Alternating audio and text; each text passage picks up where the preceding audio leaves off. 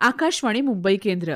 अत्तर क्षणांचा दरवळ या मालिकेत सुलोचना दीदींच्या आठवणींवर आधारित कांचन घाणेकर आणि प्राजक्ता आसगावकर यांची नेहा खरे यांनी घेतलेली मुलाखत आता आपण ऐकूया. रसिको नमस्कार. सात्विक, सोज्वळ, आखीव रेखीव असा चेहरा, उपजत सौंदर्य असं की खानदानी, घरंदाज आणि कधी मध्यमवर्गीय, सर्वसामान्य अशी दोन्ही व्यक्तिमत्व ज्यांच्यामध्ये शोभून दिसायची अशा सुलोचना दीदी. अत्तर क्षणांचा दरवळ या मालिकेमध्ये आज आपण त्यांच्या काही आठवणींना उजाळा देणार आहोत. त्यासाठी आपण आमंत्रित केलेलं आहे सुलोचना दीदींच्या कन्या कांचनताई घाणेकर यांना. कांचनताई नमस्कार. नमस्कार. आज सुलोचना दीदींचा जन्मदिन आहे, 95वा. त्यांची जयंती असं आज म्हणावं लागतंय, तरी तुमच्या घरी मला वाटतं तो वाढदिवसच असणार आहे आमच्याकडे. हो, गेल्या वर्षी सुद्धा त्या 4 जूनला त्यांचं निधन झालं, पण त्यानंतर 30 जुलै आला. पण माझ्या घरातल्या म्हणजे माझ्या भावंडांनी किंवा ज्याचं दरवर्षी एक विशेषता सांगते की जे आमचे कोणी नातेवाईक किंवा ही जी मुलं बाहेरगावी असतील ती दिवाळी सणाला वगैरे कधी येणार नाहीत, पण दीदींच्या वाढदिवसाला सगळे जाडून हजर असायचे. अच्छा. आणि म्हणजे तो मोठा सण वाटायचा सगळ्यांच्या दृष्टीने. त्याप्रमाणे त्या गेल्या वर्षी सगळे जमले आणि एक 90 वाढदिवसानंतर आम्ही ठरवलं की आता काय 10च वर्ष आहेत, 100वा वाढदिवस सुद्धा आपण साजरा करू तिचा. म्हणून आम्ही ते लाइटिंग करायचं ठरवलं दरवर्षी. अच्छा, बरं. घराला. आणि तसं ते गेल्या वर्षी सुद्धा केलं. तिच्या आवडीचं जेवण केलं. अर्थात यावेळेला ज्या नाती आहेत, ज्या लग्न करून गेलेल्या आहेत, त्या तिच्या आवडीचं जेवण करून घेऊन आल्या. तिघी आहेत. अरे वा, बरं. आपल्या आजीबद्दलचं प्रेम अशा प्रकारे त्या व्यक्त करणार आहेत. तिघींचेही प्रेमविवाह आहेत. पण ते जे त्यांनी ते ठरवलं ते त्यांनी आई वडिलांना सांगितलं नाही. त्यांनी पहिल्यांदा सगळ्यात तिला आत्ती मम्मी म्हणतात, आत्ती मम्मीला त्यांनी ते सांगितलं. अच्छा. तिची परवानगी घेऊन मग सगळ्यांना आम्हाला कळलं. अच्छा. म्हणजे इतक्या त्यांना दीदी जवळच्या आणि आधुनिक विचाराच्याही होत्या.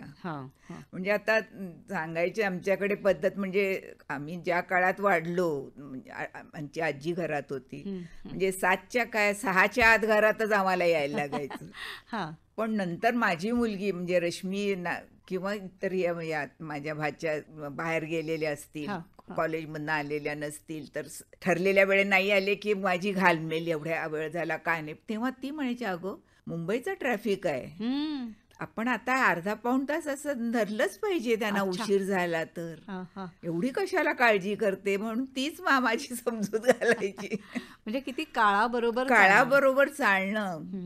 तसंच ते आता तिचं शिक्षण फार तसं कमी होतं, म्हणजे प्राथमिकच 2री 3री असेल, पण आम्हाला सगळ्यांना म्हणजे स्ट्रिक्ट ऑर्डरच होती की किमान पदवीधर झालंच पाहिजे. आणि म्हणजे ते तर शिकलंच पाहिजे सगळ्यांनी. कसं आहे, अर्थात माझं काय डिस्टिंक्शननी किंवा फर्स्ट क्लास आणि हे पाहिजे असं काही नाही, पास व्हा, पण ते तुम्ही डिग्री मिळवली पाहिजे. त्यानंतर कम्प्युटरचा काळ सुरू झाला वगैरे, तर माझी मुलगी म्हणा, आमच्या जे दुसऱ्या माझ्या नाती वगैरे होत्या, तर ती आग्रह करायची की यांना आता कम्प्युटर क्लासला घाला, आता याची गरज वाढणार आहे. वा. म्हणजे तिला त्यातलं काही माहित नव्हतं, कळत नव्हतं, पण तिला त्याचं महत्व जाणवत होतं. हे किती गोष्ट आहे. म्हणजे ती काळाच्या प्रमाणे, खरं तर काळाच्या पुढेच होत्या असं म्हटलं तरी. हो. सहकलाकारांच्या बद्दल सुद्धा म्हणजे आणखीन एक म्हणजे एक वयस्क कलावंत झाले की ते आमच्या काळी असं होतं, आमच्या काळी तसं. कधीही तिने कुणाला काही गोष्टी ऐकवल्या नाहीत, आपल्या काळी काय होतं, हमारे जमाने में नव्हतं. नवीन आलेल्या लोकांचं ऐकायला ती फार उत्सुक असायची. आता माझी मुलगी रुईयाला होती, तिथे तिच्या बरोबरच्या या मनवा नाईक वगैरे सगळ्या तिच्या बरोबरच्या, त्या घरी सगळ्या आल्या की प्रत्येकीला विचारायच्या कशा नाटकात कामं करतात किंवा काय करतात, ही माहिती ती त्यांच्याकडून घ्यायची. अच्छा. म्हणजे हे सुद्धा विशेषच आहे. किंवा नवीन कलावंतांचं तिला भयंकर कौतुक. म्हणजे मधल्या काळात चित्रपट बघायला कंटाळा वाटायचा, सिरियल्स बघायला लागली, सिरियल्स सुद्धा तिला खूप कौतुक होतं. त्यामुळे कुठे समारंभात गेलं ना तर जी सिरियल बघितली किंवा आवडली असेल त्या कलावंताला ती बोलवायला लावायची जवळ, आणि बोलवून मग मी तुमची सिरियल बघते, मला तुमचं काम फार आवडतं. म्हणजे ती कलावंत बेशुद्ध पडायचे. त्यांना किती धन्य वाटत असेल. सुलोचना दीदी बोलून आणि पुन्हा सांगायची, माझा जरा गुडघ्यांचा त्रास आहे, मीच तुमच्याकडे आले असते, पण मला जरा चालायचा त्रास होतो म्हणून मला तुम्हाला माझ्याजवळ बोलवावं लागलं. हे पुन्हा त्यावर किती नम्रता मुळातच होती. आता नंतरची पिढी म्हणजे रीमा लागू वगैरे हिंदीत सुद्धा आईच्या भूमिकेत आले, तर तिला त्याचं कौतुक होतं. ती म्हणायची, आम्ही मी आईची कामं केली म्हणजे आम्ही कष्ट करणाऱ्या वगैरे फार अंगाई गीतं फार तर म्हणाले. पण आताची आई मुलांच्या बरोबर नाचते, रीमा नाचताना बघून तिला फार कौतुक वाटायचं. पण आपल्या घरातल्या कुणी पुन्हा सिनेमामध्ये किंवा अभिनयामध्ये यावं असा त्यांचा आग्रह नव्हता. आग्रह नाही, हे नव्हतं, नकार नव्हता, पण तिच्या म्हणण्याप्रमाणे कलावंत जन्मावा लागतो. तो मुळात कलावंत असावा लागतो, तो नंतर फार तर पॉलिश करता येतो, पण कलागुण हे उपजत असले पाहिजेत. आणि ती म्हणायची, आम्हाला तुमच्यात कुणात ते दिसत नाही. आता आपल्या घरात म्हणायला लागले, कोण होतं, पहिली मीच ना या अभिनय क्षेत्रात येणारी, पण मला जी ओढ होती, मी जे कष्ट केले, मी त्यातनं उभी राहिले, तसं मला तुमच्याकडनं कुणा नाही. आणि मग मारून मुटकून कलावंत होत नाही, आणि मी ते तसं करणार नाही. त्याऐवजी तुम्ही शिक्षण घ्या, शिका, आणि मग हा चित्रपट व्यवसाय काही वाईट नाही. ती म्हणाली, वाईट चांगलं सगळीकडेच असतं, इतर क्षेत्रातही आहे. ते कसं त्यातनं आपण निभावून जायचं हे आपल्या हातात असतं. आणि म्हणाले, ज्या व्यवसायाने मला एवढा मान मर्तब दिला, सन्मान दिला, भाकरी दिली 2 वेळची, त्या व्यवसायाला तर मी कधीच कृतज्ञपणा करणार नाही नाव ठेवण्याचं. वा, ही केवढी कृतज्ञता मनामध्ये त्यांच्या सातत्याने होती. मला आठवते की आम्ही सुलोचना दीदींची मुलाखत घेण्यासाठी तुमच्या घरी आलो होतो, तर दुपारचे 3 वाजले होते, 3शीच वेळ आपली ठरलेली होती, तर आम्ही येईपर्यंत दीदी तशाच वाट पाहत होत्या. म्हणजे कामाप्रती इतकं डेडिकेशन आत्ताच्या काळात म्हणायचं. जेवल्या नव्हत्या आता तोपर्यंत. शूटिंगची सवय ना, सकाळी 9ला जे सुरू व्हायचं ते लंच ब्रेक 1 वाजता व्हायचा, तोपर्यंत ते काम. त्यामुळे ती कधीच मुलाखत वगैरे असल्या तर ती जेवायची नाही, झाल्यावर मग. म्हणजे आम्हालाच खरंच आश्चर्य वाटलं, आणि की एवढा वेळ ह्या न जेवता, आणि त्याच्यापुढे तासभर त्यांनी मुलाखत व्यवस्थित दिली. आता तुम्ही 90 वाढदिवसाचा विषय काढलातच, तर त्या दिवशी 11:30 वाजता ती हॉलमध्ये बसली होती, आणि त्या दिवशी सगळीकडे त्याची खूप प्रसिद्धी झाली होती. त्यामुळे सगळ्या चॅनल्सची लोक, व्यवसायातली लोक अशी रीग लागली होती. रात्री 12 वाजेपर्यंत ती त्या खुर्चीवर हॉलमध्ये बसून होती. बापरे, 13 तास, वयाच्या 90व्या वर्षी. आम्ही तिला सांगत होतो की थोडं आराम कर, आता तुझं 90 वय आहे, सगळ्यांना माहिती आहे, तू हॉलमध्येच तिथे थोडी विश्रांती घे. 5 का 6 वाजता ती जेवली, म्हणजे ते सुद्धा हॉलमध्येच प्लेटमध्ये जरासं घेऊन. त्याच्यावर तिने आम्हाला उत्तर दिलं, मला 8-8 तास शूटिंग करायची सवय आहे, आणि फक्त 1 शिफ्ट नाही, मी 3-3 शिफ्टमध्ये काम केलंय, आणि मला हे आनंद होतो, ही माणसं येतायत, भेटतायत, मला काही त्रास होत नाही. वा. आणि म्हटलं ना, 13 तास ती हॉलमध्ये एका खुर्चीवर बसून. कमाल आहे म्हणजे. कमाल.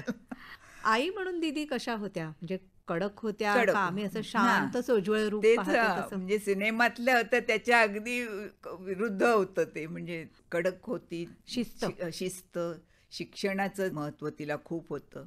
म्हणजे माझ्या बाबतीत एक झालं, आम्ही आधी कोल्हापूरला होतो, ती एकटीच पुणे मुंबई करून वेळ मिळेल तेव्हा कोल्हापूरला यायची. माझे वडील, माझी आजी आणि आम्ही भावंड, आम्ही कोल्हापूरला राहत होतो. माझे वडील लवकर गेले, आणि मग तिने आम्हाला सगळ्यांना मुंबईला आणलं. तर काय झालं, मुंबईत किंग जॉर्जमध्ये आमची ॲडमिशन झाली होती.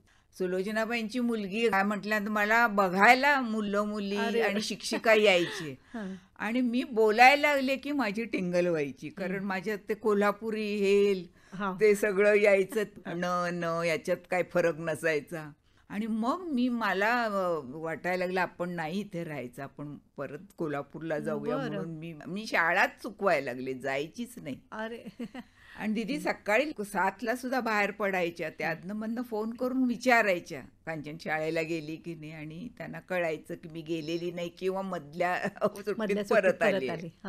मग एक दिवशी तिच्या हे बांध फुटला सगळा तो न्याचा, आणि मग ती शूटिंग थोडं थांबवलं तिने, स्टुडिओतनं घरी आली, तसा मेकअप ड्रेस तशीच आली, मला हाताला धरून खोलीत नेलं, आणि डोक्यापासून पायापर्यंत फोडून काढलं ते. अरे बापरे.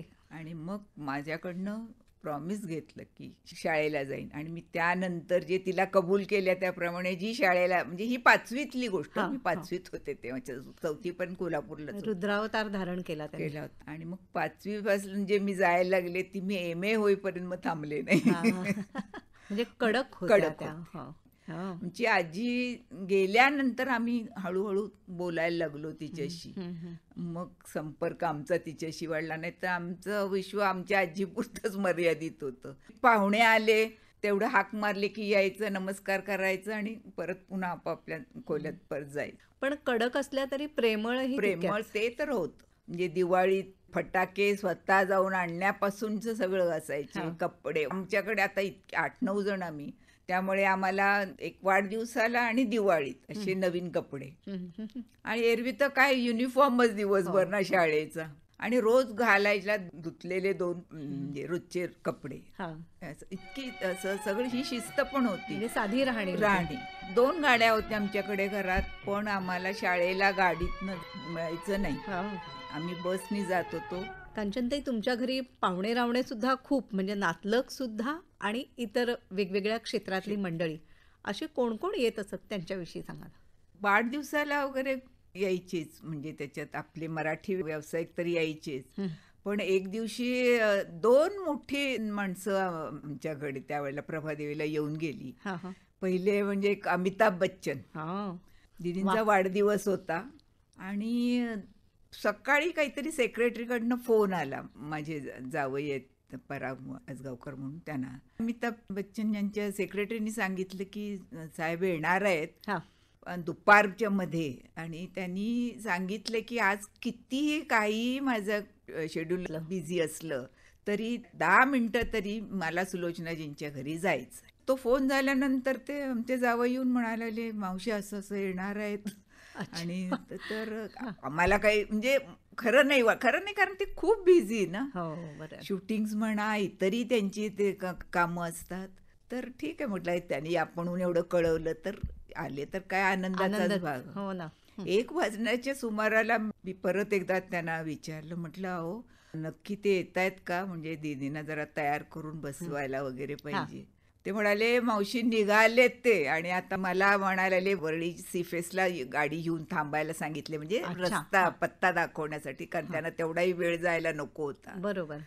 आणि ते घरी आले आणि फक्त त्यांनी एक 10 मिनिटाचीच वेळ दिली होती आणि ते पाऊण तास बसले गप्पा मारत. अरे वा, बर. आणि म्हणजे त्यांना खूप आवडलं तिथे. एकतर ते घर आमचं खूप दुपारच्या वेळेला सुद्धा शांत, कारण ते प्रभादेवीला सिद्धिविनायकला नेहमी येतात, तर तिथे जी गर्दी त्यांनी अनुभवली. आणि ते तिथे आल्यावर एक वाक्य सतत बोलत होते, कितना क्वाइट है, कितना क्वाइट है. परत मग दीदीना विचारत होत्या, कितने साल आप यहाँ रहते हैं. त्यावेळेला आम्हाला 40 वर्ष झाली होती. जयाजी त्या दिल्लीला होत्या, म्हणजे ते पण त्यांनी सांगितलं की जयानी असं की वो दिल्ली में. आणि असं शूटिंगच्या गप्पा वगैरे. मग त्या दीदीने त्यांना एक आठवण सांगितली. ते म्हणायला लागले, मी अशी शूटिंगला निघाले होते, बांद्रा मशिदीच्या पुढे एक सिग्नल आहे, तिथे म्हणायला लागले गाडी थांबली होती सिग्नलसाठी. तिथे अशी खूप भिकारी जमतात, तर त्यातला एक भिकारी गाडीजवळ आल्यानंतर, दीदी स्वतःजवळ काही पैसे बिसे कधी नसायचे, ते हेअर ड्रेसरकडे सगळे असायचे. तिथे डॅशबोर्डवर काही नाणी होती गाडीत, तर त्यांनी ती उचलली आणि त्या भिकाऱ्याच्या हातात ठेवली. त्या भिकाऱ्याने ती बघितली आणि त्यांनी काय ऐकवावं, अमिताभ बच्चन की माँ हो और इतने ही पैसे देते हो, आणि त्यांनी ते पैसे गाडीत फेकले. म्हणजे मग दीदीनी त्यांना सांगितलं, तुमची आई होणं फार महागात पडतंय मला. आणि त्याच्यावर तेही खूप कळवून हसले. मग वा. आणि तुमच्या घरामध्ये त्यांचा फोटो लावलेला आहे आणि सगळ्यांनाच खूप आनंद झाला असेल. तो तर काय प्रश्न, सगळे मोठे कलाकार, ग्रेट. बाळासाहेब असे कुठे कुणाकडे जात नव्हते, किंवा त्यांना सिक्युरिटी पण खूप टाईट होती त्यावेळेला, त्यामुळे त्यांना त्यांच्या बंगल्याच्या बाहेर जाता पण येत नव्हतं. पण त्यांनाही तो वाढदिवस आहे कळल्यानंतर, आधी काही त्यांच्याकडनं फोन नाही, आधी सगळे म्हणजे वरळीपासून बांद्र्यापर्यंत पोलीस स्टेशनची लोक येऊन घरगाची आमची सगळी तपासणी चालू होती. आम्हाला कळत नव्हतं काय चाललंय. माझ्या जावयाने पुन्हा त्या बाळासाहेबांच्या घरी फोन केला, तर ते म्हणाले ते जाणार आहेत संध्याकाळी, आम्हाला एवढं सांगितलं पण कुठे जाणार काय आम्हाला माहित नाही. अच्छा. आणि असं, आणि म्हणजे बाळासाहेबांची सुद्धा म्हणजे इतका मोठा माणूस, स्ट्रिक्ट ऑर्डर होती सिक्युरिटीच्या लोकांना की सुलोचनाबाईंच्या घरात ते कुत्रं बित्र फिरवायचं नाही. बर. ते इतके घाबरलेले, आत कोणी यायचं नाही घरात. तर इतकी त्यांचं खूप झेड सिक्युरिटी त्यांना होती, एवढी माणसं. तर आम्हालाच ते इतकं विचित्र वाटतं. आम्ही त्यांना आत बोलत होते, नाही म्हणाले साहेबांची ऑर्डर आहे, आत यायचं नाही. तर मग म्हटलं शेजारी ब्लॉक माझ्या होते बहिणीचा, तिथे थांबा. ते म्हणाले नाही, आम्हाला त्याची परवानगी नसते, आम्हाला सतत बरोबर साहेबांच्या राहत. ते सगळे जिन्यात उभे होते, एवढी माणसं, आत प्रवेश नाही. तेही असेच गप्पा मारत, कारण एरवी सुद्धा दीदी बाळासाहेबांना भेटायला वगैरे जायच्या, वाढदिवसाला तर स्वतःच्या कायम नमस्कार करायला त्या जायच्या. तिला त्यांना बघून आपल्या मोठ्या भावाची फार आठवण यायची. दीदींचे जे एकच सख्खे भाऊ विलासराव म्हणून, पण ते बाळासाहेबांच्या केसाची ठेवण, दिसणं बिष्णं खूप त्यांसारखं होतं. आणि नंतर बाबा म्हणजे वालजी पेंढारकर गेल्यानंतर तर असं मोठं कोणीच नव्हतं की जाऊन कुणाला नमस्कार करावा, तर त्या नेहमी तिकडे जायच्या. आणि कुठेही राजकारण किंवा कसल्या इतर परिस्थिती कशाचाही विचार नसायचा. कलावंतांच्या आठवणी, काय जी सिनेमा नाटक पाहिली ह्याच असायचं. किती छान वातावरण. आता तुम्ही भालजी पेंढारकरांचा उल्लेख केला, बाबा म्हणायच्या, बाबा त्यांना. तर त्यांनी दीदींना खऱ्या अर्थाने घडवलं, कलाकार म्हणून उभं केलं. त्यांची शिस्त जी होती तीच मला वाटतं सुलोचना दीदींमध्ये सुद्धा आली असेल. तर त्याविषयी तुम्ही ऐकलं असेल कदाचित, आणि भालजीबाबांना तुम्ही भेटलाही होता. हो, मी तर वाढलेच तिथे. म्हणजे माझं त्या जयप्रभा सुडूची दुधाचं नातं आहे. अच्छा. कारण 15व्या दिवशी दीदी शूटिंगला गेल्या तिकडे. मीठ भाकर म्हणून बाबांचा चित्रपट होता, त्याचं शूटिंग सुरू झालं होतं. तर दीदींच्या त्या डिलिव्हरीसाठी दीदींचं काम थांबलं होतं. मग ते माझ्या दुधाची वेळ असेल त्या वेळेला मला तिथे स्टुडिओत घेऊन जायचे. खऱ्या अर्थाने दुधाचं नातं माझं. आणि दीदींना सगळी स्वतंत्र खोली वगैरे सगळी व्यवस्था त्या बाबांनी त्यावेळेला तिथे केली होती. कसं वातावरण असायचं त्यावेळेला? एकतर बाबा संघाचे, त्यामुळे ती शिस्त, सगळी संघाची शिस्त. सकाळी प्रार्थनेने सुरू व्हायचा आणि संध्याकाळी प्रार्थनेने स्टुडिओ बंद व्हायचा. म्हणजे एखाद्या शाळेचं वातावरण असावं ना तसं. आणि 10 ते 6 यायचं, शूटिंग असो नसो. म्हणजे हे जे नवीन कलावंत म्हणजे दीदींसारखे असले तर त्यांनी यायचं. दुसऱ्या सिनियर आर्टिस्टचं शूटिंग चालू असेल तर ते सेटवर बसून बघायचं. म्हणजे हे पण शिकणंच. आणि तसं पिक्चर सुरू व्हायच्या आधी पूर्वी पद्धत होती, सगळीकडेच होती ती, बाबांच्याकडे होती, 1.5-2 महिने नाटकासारख्या तालमी व्हायच्या.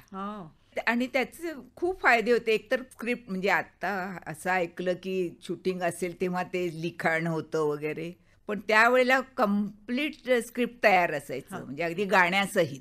आणि बाबा स्वतःच लिहायचे, त्यामुळे त्याचं एक वाचन पहिल्या दिवशी.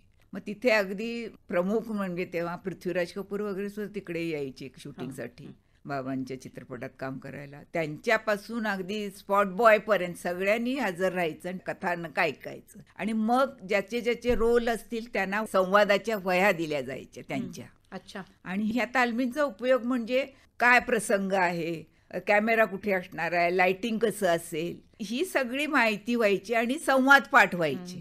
आणि प्रत्यक्ष मग शूटिंगच्या वेळेला अभिनयाकडे लक्ष दिलं जायचं. आणि बाबा स्वतः ऍक्टिंग करून दाखवायचे. आणि त्या काळात सुद्धा एक विशेषता त्यांची म्हणजे त्यांचे चित्रपट तुम्ही बघा आणि त्यावेळेचे चित्रपट बघितलं, नाटकीपणा नसायचा, ते सहज वाटतं, सहज अभिनय. आणि त्याच्यासाठी गृहपाठ पक्का असायचा. म्हणजे ऐतिहासिक चित्रपट असेल तर तलवार, काठी चालवणं, घोड्यावर बसणं याचं ट्रेनिंग दिलं जायचं. ग्रामीण किंवा ऐतिहासिक चित्रपट असतील तर नऊवारी नेसून त्या तालमीनं हजर, कारण ते एक सराव पाहिजे. वावरताना गोल साडी नेसताना जे चालणं वेगळं असतं, नऊवारी साडी नेसून वेगळं असतं. किती बारकावे.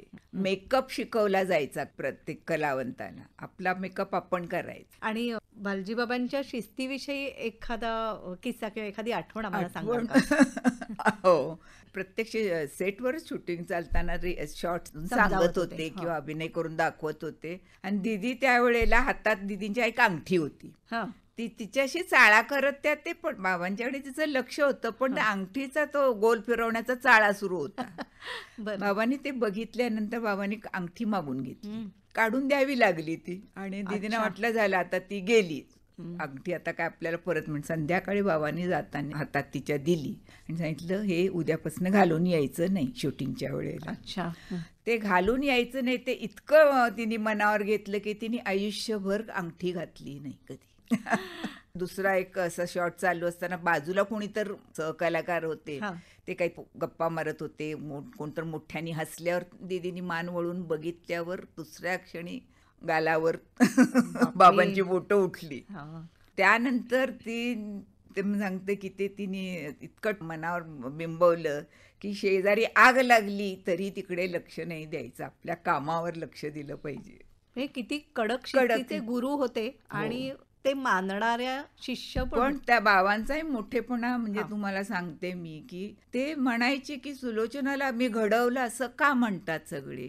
सुरुवातीचं मार्गदर्शन मी तिला केलंय, 5-6 चित्रपट तिने सुरुवातीचे माझ्यावर केले, पण पुढचा इतक्या वर्षाचा सगळा प्रवास तिचा एकटीचा आहे, तिचं स्वतःचं कर्तृत्व आहे. आणि मग असं असेल तर मी दुसरी सुलोचना का नाही घडवू शकलो. अच्छा. तिला पहिल्यांदा जेव्हा मी तिला बघितले 2 गोष्टी मला जाणवल्या. तिची माझ्यावर असलेली अपरंपार श्रद्धा आणि विश्वास. म्हणजे उद्या बाबा पेंढारकरांनी कड्यावरनं उडी मार म्हणून सांगितलं तर ती उडी मारेल, इतकं तिचं माझ्यावर विश्वास होत आहे. दीदींना सुलोचना हे चित्रपटासाठी नाव सुद्धा त्यांनी दिलं, भालजी पेंढारकरांनी दिलं. हो, त्यांच्या आवडीचं होतं. आणि म्हणे बाबा किती विचार करायचे की ते ह्या मुली म्हणजे सोमवार ते शनिवार स्टुडिओतच दिवसभर, रविवारचा फक्त एक दिवस सुट्टीचा, मग ह्या घरचं काम कधी शिकणार, ते पण आलं पाहिजे. मग ते आपल्या पत्नी लीलाबाई पेंढारकर, त्याही अभिनेत्री होत्या पूर्वी, प्रभातच्या हिरोईन होत्या, त्यांच्या घरी मग त्यांना पाठवलं जायचं. मग त्यांना विणकाम, भरतकाम, एखादा पदार्थ हे त्या रविवारी शिकवलं जायचं. म्हणजे सर्वांगीण विकास. म्हणजे दीदी नंतर खूप तरबेज झाल्या विणकामात, म्हणजे खूप स्वेटर्स वगैरे करायचे, म्हणजे बरोबरच्या सगळ्या कलावंत मंडळींना वगैरे सुद्धा करून द्यायची तिला हौस होती. लता दीदी आणि सुलोचना दीदी ह्या दोघींमधला स्नेह हा सुद्धा खूप गोड होता. जयप्रभा स्टुडिओत जाण्याआधी ते म्हटलं ना 2-3 महिने प्रफुल्ल पिक्चर्स म्हणून मास्टर विनायक अभिनेत्री नंदाचे वडील, तर त्यांच्या कंपनीत लता दीदी त्या 42 साली तिथे आल्या होत्या, 1942ला, आणि दीदी 1943ला तिथे. पण एक 2-3 महिन्याचाच सहवास लाभला. पण दीदी खेड्यातनं, म्हणजे कोल्हापूर पासून 30 मैलावर दीदींचं जन्मगाव खडकलाट म्हणून, तिथून आणि जरा थोडंसं तिथे कानडी भाषेचा प्रभाव ज्या मराठीवर सुद्धा, त्यामुळे दीदींच्या बोलण्यात हेल फार असायचे कानडी सुलोचना दीदींच्या. तर त्यामुळे त्या बोलायला लागल्या की सगळी टिंगल करायचे, चेष्टा व्हायची. गदी माडुळकर त्यात पहिले, म्हणजे ते समोरच सगळं बोलून त्या दाखवाय, म्हणजे अण्णांना गमतीने माडुळकरांना बघितलं की दीदी उलट्या पावली पळायच्या. अच्छा, अशी अवस्था. त्यावेळेला एकच म्हणाली मुलगी अशी मला बघून माझ्याकडे हसली आणि समोर आली, ती म्हणजे लता मंगेशकर, म्हणजे माझी छोटीशी मैत्रीण असं दीदी उल्लेख करतात. अरे वा. आणि ती म्हणाली ती नंतर माझ्या प्रत्येक संकटात अशी ढालीसारखी माझ्यासमोर उभी राहायची. मग त्या खूप हुशार, चुणचुणीत त्यावेळेला, आणि लता दीदींचं प्रफुल्ल पिक्चर्समध्ये खूप कौतुक. म्हणजे दीदी नाव त्यांना नंतर मिळालं, त्या दादाच होत्या, दादागिरी करायच्या. मग त्या सगळ्यांना गप्प बसवायच्या, काय रे तिला चिडवता, ती आता अशी खेड्यातनं आलेली आहे, नवीन आहे, दम द्यायच्या. नंतर दीदी एकदा, माहीत नव्हतं दीदींना, प्रमुख हिरोईनच्या रूममध्ये असंच गेल्या आणि तिथं जरा बसल्या. ज्या हिरोईन होत्या त्यांची रूम होती, त्यांना भयंकर राग आला आणि त्याने अक्षरशः दीदींना तिथनं हाकलून काढलं. एक्स्ट्रा मुलगी आपल्या रूममध्ये त्यांना अजिबात पसंत पडलं नाही. मग दीदी रडत रडत जाऊन कुठे तर झाडाखाली बसून होत्या. ही गोष्ट लता दीदी प्राही करत होत्या, रिहर्सल गाण्याचे. तिथे दत्ता डावजेकर तिथे मुख्य संगीत दिग्दर्शक म्युझिक हॉलमध्ये होत्या. तिथे लता दीदींना कळलं रडत बसलेली. तिथनं त्या उठल्या, दीदी आल्या त्यांच्याकडे, म्हणाले चल, आणि त्या मेकअप रूम मध्ये दीदींना घेऊन गेल्या लता दीदी, आणि म्हणाले आज आपण दिवसभर इथंच बसायचं, बघू तुला कोण इथनं बाहेर काढ. अच्छा. आणि मग पुढे त्या मुंबईला गेल्यानंतर मधला एक थोडा काळ भेटीगाठी दुरावल्या होत्या, पण मुंबईला परत आल्यानंतर पुन्हा ते सगळं सुरू झालं. दोघीही ग्रेट आपापल्या Great. क्षेत्रामध्ये. आणि कोल्हापूरला असताना दीदी घरी त्यांचं जाणं येणं पण होतं. हा. माई मंगेशकर म्हणजे लता दीदींची आई खूप प्रेम करायची, म्हणजे अशी 5वी मुलगीच मानत होत्या. काही गोडधोड केलं असलं की काढून ठेवायचे आणि निरोप पाठवायचे, येऊन खाऊन जा म्हणून. बरं, वा. म्हणजे घरगुती स्नेह पण असा चांगला असा जोडला होता, गेला. हो. पंडित हृदयनाथ मंगेशकर, आशाताई, मीनाताई सगळ्यांची. आशाताईनं तर म्हणजे आंघोळ घालणं, त्यांनी वेणीफणी करणं हे सुद्धा काम दिदीने त्यांच्या लहानपणी केलेलं आहे. कारण आशाताई सतत खेळत असायच्या, हा. म्हणजे अंगणातच असायच्या. मग ते रविवारी एकमेकींच्या घरी या जायच्या. हा. लता दीदी इकडे यायच्या किंवा माझ्या आई तिकडे जायच्या, तर मग माई सांगायच्या, जागत सुलोचना त्या वाशाला आत आणून तिला आधी आंघोळ घाल, केव्हापासून बोलवते येत नाहीये. इतका घरोबा होता. घरोबा. आणि एकमेकींना दाद देणं, कौतुक करणं एकमेकाचं, हे सुद्धा अगदी सहज घडत असे नाही का त्या काळामध्ये. होय हो. आता ते मराठात इतका मिळवा हा भालजींचा चित्रपट, त्याचं संगीत लता दीदींचंच होतं. आनंदघन. दीदींची खूप दिवसाची इच्छा होती की जिजाबाईंचं काम करावं, त्यांना ते करता आलं. आणि बाबांच्या तालमीत तो चित्रपट तयार झाल्यामुळे अप्रतिम झाला. आणि अतिशय सुंदर दिसल्या त्या जिजाबाई म्हणून. म्हणजे असं सगळ्या की जिजाबाई असतील तर त्या अशाच दिसत असतील असं वाटण्या इतपत ते चांगलं झालं. तर ते लता दीदींना इतकं आवडलं की त्यांनी एक नेकलेस पाठवला दीदींना. त्याच्यावर एक पत्र छोटंसं होतं की तुमचं मला काम खूप आवडलं आणि त्याच्यात म्हणून मी भेट पाठवत आहे, बघा तुम्हाला आवडते का. ते पुन्हा शेवटचं वाक्य. पण म्हणजे एकूण मंगेशकर कुटुंबाशीच अख्ख्या सुलोचना दीदींचा स्नेह हा चांगला जुळलेला शेवट तेच 80 वर्ष दोघींची मैत्री. म्हणजे नंतर भेटीगाठी, म्हणजे जाणं येणं अशक्य प्रकृतीमुळे वगैरे व्हायचं, पण फोनवर बोलायच्या. आता लता दीदीनं सिक्युरिटीमुळे त्यांचे फोन बदलला, नंबर बदलला जायचा, स्वतः फोन करून द्यायच्या, कांचन एवढा नंबर लिहून घे, माझा नवीन नंबर आलाय. नाहीतर म्हणजे आपला बदललेला नंबर नाही कळला तर मग सुलोचनाबाई आपल्याशी बोलणार नाही किंवा त्यांना बोलता येणार नाही. ही सुद्धा जाणीव. आईचं रूप म्हणजे सुलोचना दीदी अशी एक पक्की खूण सगळ्यांच्या मनात आहे. अनेक हिंदी कलाकारांच्या दीदी आई झालेल्या आहेत चित्रपटामध्ये. म्हणजे देवानंद, दिलीप कुमार ते अगदी ऋषी कपूर पर्यंत. म्हणजे कपूरांच्या तर 4 पिढ्यांच्या बरोबर त्यांनी काम केलं. अच्छा. पृथ्वीराज कपूर, राज कपूर, रणधीर कपूर, ऋषी पर्यंत कामं केली सगळ्यांच्या. वा. हिंदी चित्रपट सृष्टीमध्ये सुद्धा दीदींचा वावर हा अगदी सहज होत. आणि तिथल्या काही आठवणी सांगाल का? दिलीप कुमार देव आणि राज कपूर या पिढीनंतर मधली नंतरची पिढी होती सुनील दत्त, राजेंद्र कुमार, जितेंद्र, ही मंडळी सगळी. आणि त्याच्यानंतर मग दोघे आले, ते राजेश खन्ना आधी आणि मग अमिताभ बच्चन. सुलोचना दीदींचं आणखी एक वैशिष्ट्य म्हणजे अनेक मोठमोठ्या साहित्यिकांचे चित्रपट म्हणजे किंवा त्यांची कथानक त्यावर जे चित्रपट निर्माण झाले त्यात दीदींनी अभिनय केला. तर त्याची काही थोडी उदाहरणं आम्हाला सांगाल? सगळ्यात पहिले म्हणजे लेखक म्हणून ते थोडे मधले होते, पण त्यांचा उल्लेख मी याच्यासाठी करते की वहिनीच्या बांगड्या या कादंबरीवरून जो चित्रपट झाला, वहिनीच्या बांगड्या, त्या चित्रपटाने त्या अगदी प्रसिद्धीच्या शिखरावर गेल्या, घरोघरी पोचल्या, स्वयंपाकघरापर्यंत पोचल्या.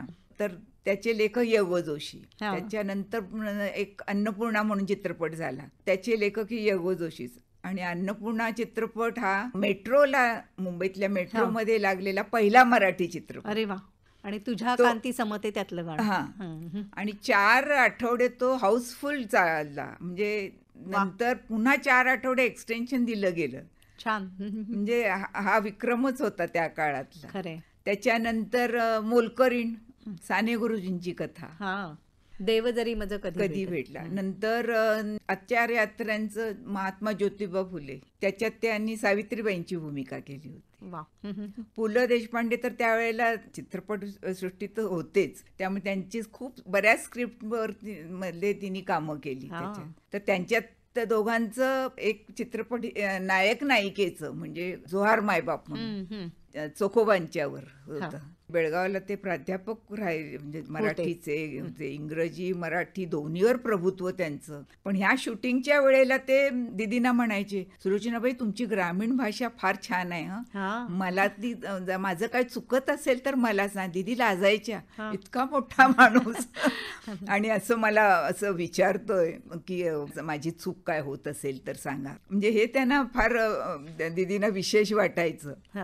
तर त्यावेळेला दीदींच्या बद्दल बोलता त्यांना नंतरच्या काळात पुलंना कोणी विचारलं की मराठी अभिनेत्रींच्या विषयी तुमचं काय मत आहे, तर ते सांगायचे सुलोचनाबाईंच्या पर्यंतच्या अभिनेत्रींच्या बद्दल मला सांगा, विचारा, पुढच्या अभिनेत्रीचं बद्दल मला काही सांगता येणार नाही. अच्छा, आणि मग त्यावेळेला ते म्हणायचे, आंब्याच्या झाडाला नवीन पालवी फुटते ना, त्या पालवीसारखी झळाळी असलेला वर्ण होता त्यांचा. दीदींचं वर्णन ते करायचे.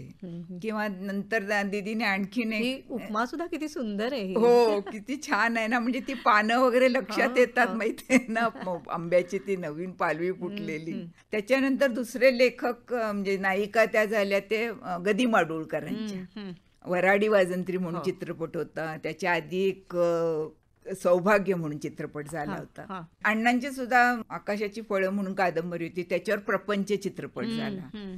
त्याच्या नायिका त्याच होत्या. आणि महाराष्ट्र शासनाचं पहिलं चित्रपट महोत्सव सुरू झाला, त्या चित्रपटाला प्रथम पुरस्कार, दीदींना उत्कृष्ट अभिनेत्रीचं पहिलं बक्षीस मिळालं. त्यावेळेला आणखीन 3 अभिनेत्री त्यांच्या बरोबर होत्या, म्हणजे उषा किरण, जयश्री गडकर आणि सीमादेव. पण ह्या चौघीमध्ये बाजी दीदींनी मानली आणि दीदींना तो पुरस्कार मिळाला. तर अण्णा म्हणजे गदी माडगूळकर दीदींच्या बद्दल काय म्हणायचं हे मी जरा त्यांच्या शब्दातच सांगते. खेड्यात वाढलेली एक बुजरी ग्रामकन्या अलौकिक अभिनेत्री या पदवीपर्यंत कशी पोहोचली त्याची ही नितळ हकीकत आहे. अन्य नटींच्या नावानं असते तसले बेगडी वलय सुलोचनेच्या नावाभोवती नाही. अभिनय ही दुराराध्य कला त्यांनी प्रयत्नपूर्वक साध्य केली. चित्रपट व्यवसायात अग्रभागी वावरूनही आपले सौजन्य व साधेपण जसेच्या तसे ठेवले ही त्यांची खरी कमाई. दानाला हात आखडला नाही, घर आपोआप भरलं, आडवे येत होते ते मागे सरले, दुःखांना त्यांनी तोंड दिलं, सुख मात्र सढळ हाताने वाटून टाकलं. एक पटकथा लेखक या अधिकाराने माझ्यासारखा माणूस तर आजही बिनदिक्कत म्हणू शकतो, एक सुलोचना मिळवून द्या, मी माझा चित्रपट यशस्वी करून दाखवतो. ही एक समर्थ अभिनेत्री उभा चित्रपट आपल्या एकटीच्या सामर्थ्यावर यशस्वी करू शकते, असं गदी माडगूळकरांनी सुलोचना दीदींच्या बद्दल ठेवलंय. विजय तेंडुलकरांनी पण एक लेख दीदींच्यावर लिहिला होता. म्हणजे तसं दीदींची कधी त्यांच्या नाटकात म्हणा किंवा चित्रपट काय झालं त्याच्यात कधी काम केलं नाही, पण विजय तेंडुलकरांनी जे विचार मांडले तर ते सुद्धा मला फार विशेष वाटतात. तर एक 4 ओळी आहेत, मी तुम्हाला वाचून दाखवते. या चेहऱ्याचे डोळे स्त्रीसुलभ मर्यादा आणि वात्सल्य बोलतात. याचे ओठ कारुण्यातल्या दबल्या सुप्त वेदना अतिशय संवेदनक्षमपणे व्यक्त करतात. याच्या गालावरची प्रसंगापात उमटणारी खळी क्षणिक लढीवाळ प्रसन्नता देऊन जाते. याचे नाक आणि जीवनी मूर्तिमंत कोमलतेचा प्रत्यय देतात. डोक्यावरून भरड लुगड्याचा ठिगळलेला पदर आला की चेहरा श्रमजीवी आणि बावडा होतो. भरजरी शालूचा झगमगता पदर घेतला की हा चेहरा पिढीजात राजवेंडा होतो. वृद्धपणाच्या रंगभूषेत हा अंतर्बाह्य तपस्वी वाटतो. कुशीत ताने अर्भक दिले की हा जगण्याविषयीच्या उत्साहाने नुसता बहरून जातो. म्हणजे मगाशी मी जे म्हटलं सुरुवातीला की खानदानीपणा, घरंदाजपणा हा सुद्धा त्यांच्या व्यक्तिमत्वामध्ये दिसायचा आणि तितकीच ती साधी गृहिणी म्हणून सुद्धा शोभायची.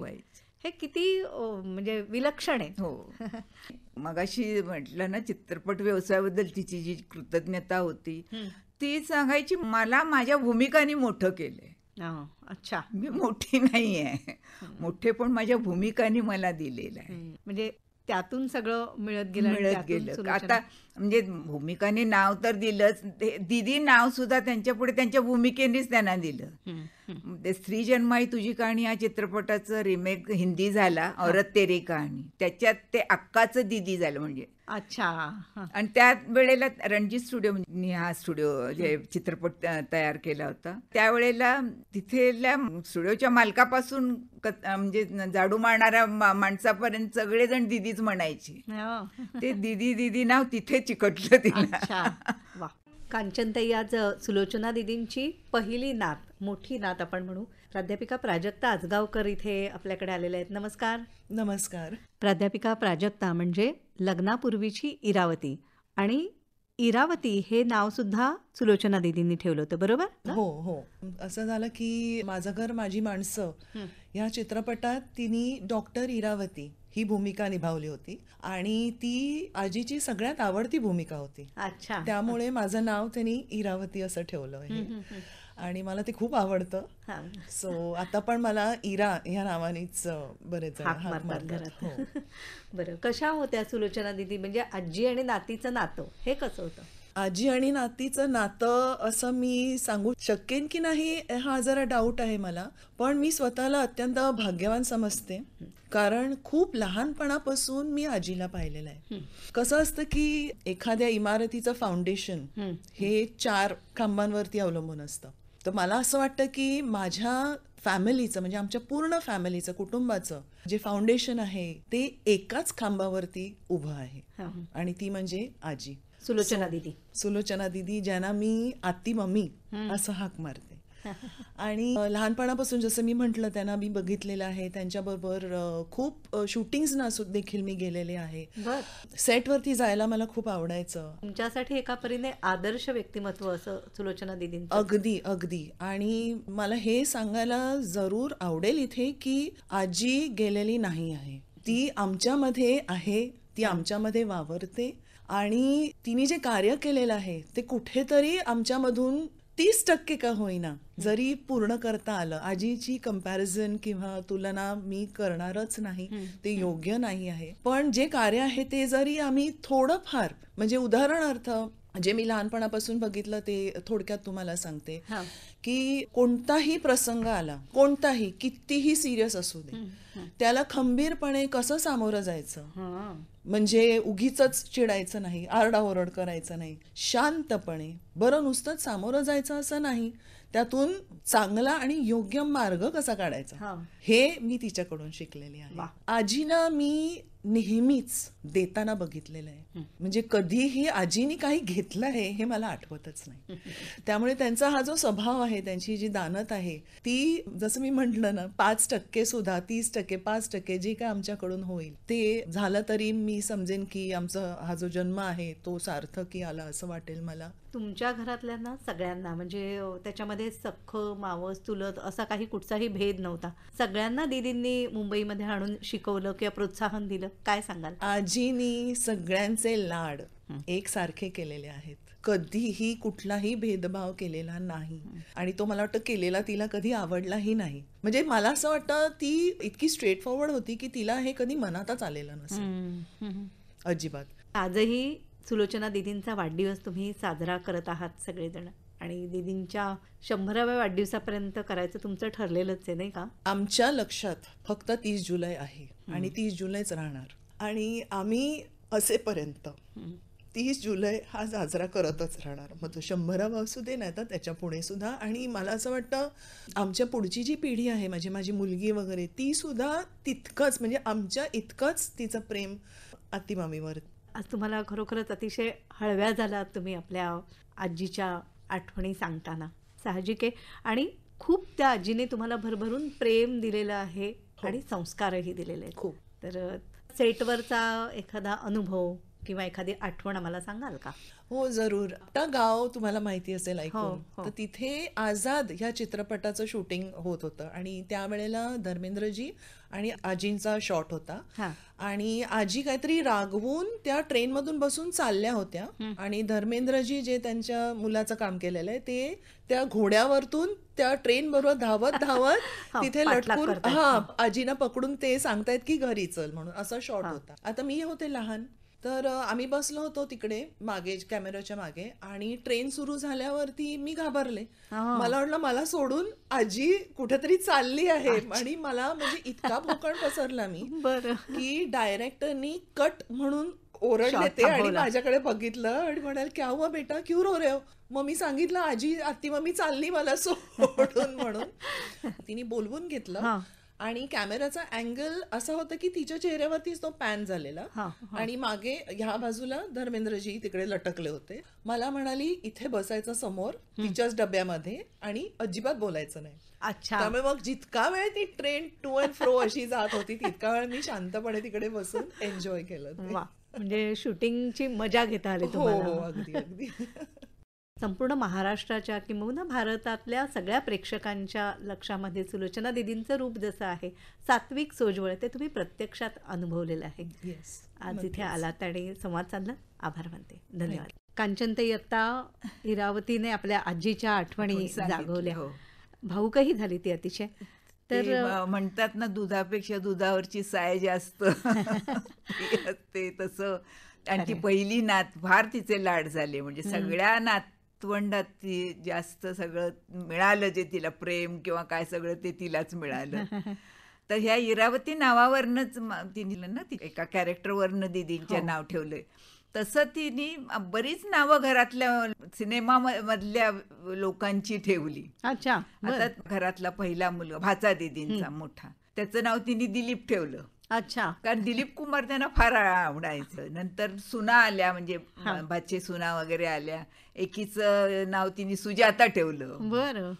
सुजाता पिक्चर वरनं. एकीचं नाव आशा ठेवलं. म्हणजे चित्रपट हे त्यांचं विश्व होतं. नंतर माझ्या मुलीचं नाव ठेवायच्या वेळेला अत्र्यांचं लग्नाची बेडी नावाचं नाटक होतं, त्याच्यात रश्मी म्हणून एक पात्र आहे, म्हणजे त्या हिरोईनच नाटकाच्या. तिने सुचवलं रश्मी ठेवा. अच्छा. कारण ती म्हणायला याच्यात डॉक्टर नाव आहे, काशीनाथचंही नाव, त्यांना डॉक्टरच म्हणायचे सगळे, कांचनचंही नाव आहे, आता तिसरं रश्मी. बरं. असं करून तिने रश्मी नाव ठेवायला सांगितलं. का सगळ्यांबद्दल जिव्हाळा आणि ममत्व हे दीदींच्या ठाई होतं. आता अगदी शेवटाकडे जाताना ह्या आपल्या गप्पांच्या, रंगदेवता, रंगभूमी ही त्यांची श्रद्धास्थानं होती ना? तर त्याच्याबद्दल दीदी म्हणजे नास्तिक नव्हत्या त्या. म्हणजे त्यांचं देवावर खूप विश्वास होता, श्रद्धा होती. कुठल्या धर्माचाही त्या अनादर करायच्या नाहीत. म्हणजे गाडीत बसून निघाल्या की देऊळ, चर्च, जे काही दर्गा, अग्यारी, काही येऊ दे वाटेत, सगळ्यांना त्या नमस्कार करणार. बरं. पण कुठल्याही कर्मकांडात त्या कधी अडकल्या नाहीत. कधी उपास तपास केलेत, काही केले, असं कधीच नाही. सगळ्यात तिचा आवडता दिवस म्हणजे आषाढी एकादशी. सगळ्या उपासाचे पदार्थ घरात करावे लागायचे, कारण ते तिला आवडायचे. ते नाही केले की तिला राग यायचा. जेवून खाऊन असे आनंदाने तो दिवस साजरा करायचा, एवढं त्या सणाबद्दलचं तिचं असं प्रेम असायचं. एकटी मधली आई असेल, लिंब लोणं उतरणारी किंवा देवदरी मदत, ही दोन्ही रूप आम्हा रसिकांच्या मनात कायम कोरलेली आहेत. सुलोचना दीदींची एक वात्सल्य मूर्ती आपण ज्याला म्हणू, ती म्हणजे सुलोचना दीदी. तुम्हाला 70 वर्षाचा त्यांचा सहवास लाभला, तर हे वात्सल्य तुम्हालाही खूप भरभरून मिळालं. मी काय, माझ्या घरातले सगळेच जी बाकी माझी भावंड आहेत, ती आम्हाला भाग्य वाटतं की तिच्या घरात जन्म घेतला. कारण ज्या सुस्थितीत आज आम्ही सगळे आहोत ते तिच्यामुळेच. आभाळासारखी मोठी माणसं आम्हाला, म्हणजे ज्यांचं दर्शन सुद्धा दुर्लभ असतं, अशी माणसं आम्हाला जवळून पाहता आली, त्यांच्या सहवासात राहता आलं. त्यामुळे सुलोचना दीदींची आठवण म्हणण्यापेक्षा त्या सतत तुमच्या सोबत राहणारच आहेत. हो, मी सांगते काय, माझी इकडच्या काळात तर गेले 5 वर्ष 24 तास माझे तिच्या बरोबर जोडलेले होते.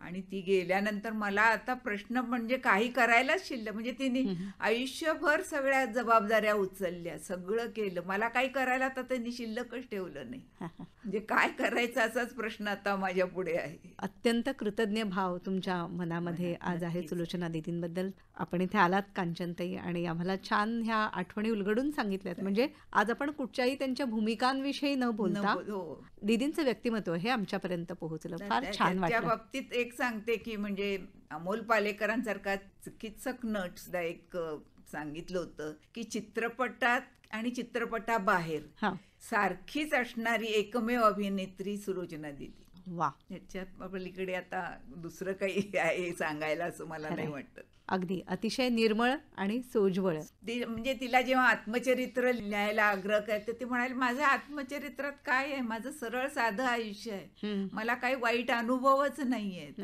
काय सांगणार मी, सगळे माझे चांगले अनुभव आहेत. पण अर्थात संघर्षाचा काळही त्यांनी हो, अनुभवला हो. आणि त्या परिस्थितीशी सुद्धा दोन हात केले त्यांनी खंबीरपणे. तर पुन्हा एकदा आपले आभार मानते. धन्यवाद.